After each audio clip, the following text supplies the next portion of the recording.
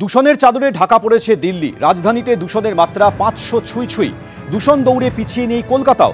শহরের একাধিক জায়গায় দূষণের মাত্রা 200 ছাড়িয়েছে। তুলনামূলকভাবে যেখানে সবুজ বেশি সেই ফোর্ট উইলিয়ামে দূষণের মাত্রা 227। ভিক্টোরিয়া মেমোরিয়াল চত্বরে দূষণের পরিমাণ 186। শহরের ফুসফুস রবীন্দ্র সরোবর এলাকাতেও দূষণের মাত্রা 139। শহরে দূষণ বৃদ্ধির সঙ্গে সঙ্গে পাল্লা দিয়ে বাড়ছে জ্বর, সর্দি, কাশি। বাচ্চারা কিন্তু রেসপিরেটরি রেটটা অনেক দ্রুত নাই বড়দের তুলনায়, তাহলে অনেকবার ধরে এয়ারটা ইনহেল করছে।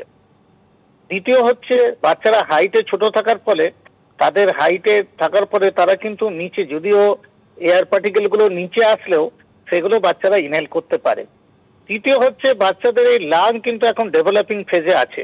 মেন এফেক্ট লাংকে করে, তাছাড়াও কগনিটিভ বিহেভিয়ার ফাংশনকেও এফেক্ট করে, হার্টকে এফেক্ট করে, লং টার্ম এফেক্টের ফলে লার্নিং ডিসেবিলিটি এসব ডেভেলপ করে। মেনলি রেসপিরেটরির দিকটাকে এখন আমাদের ইমিডিয়েটের জন্য সেটা খেয়াল রাখতে হবে।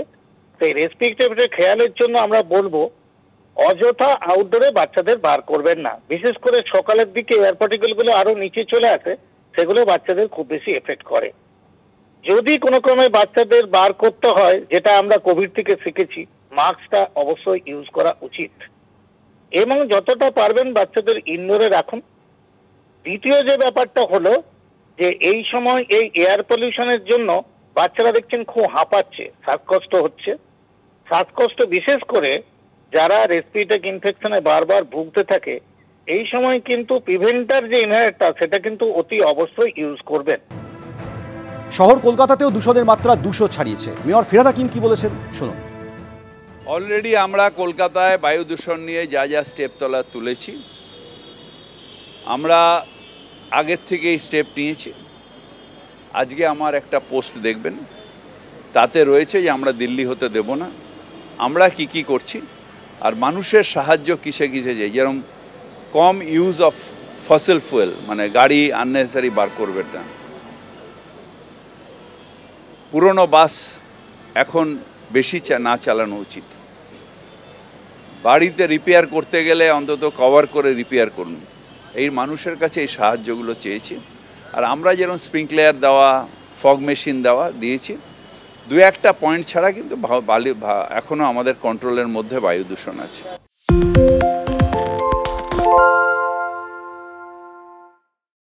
সত্য অন্তহীন, সত্যের খোঁজও তাই, সত্য সন্ধানে তাই আমরা অক্লান্ত, অকুতভয়। এবিপি আনন্দ নতুন ভাবনার প্রতীক, যা মনে মুক্ত, তথ্যে যুক্ত এবং যাবতীয় সীমানার বাঁধন থেকে মুক্ত।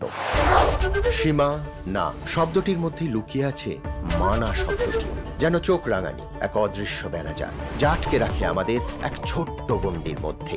একমাত্র সঠিক খবরই গড়ে তুলবে এক মুক্ত সমাজ। সেই জগৎ গড়ার লক্ষ্যে কোনো সীমানার ঠুকুটি আমরা মানব না।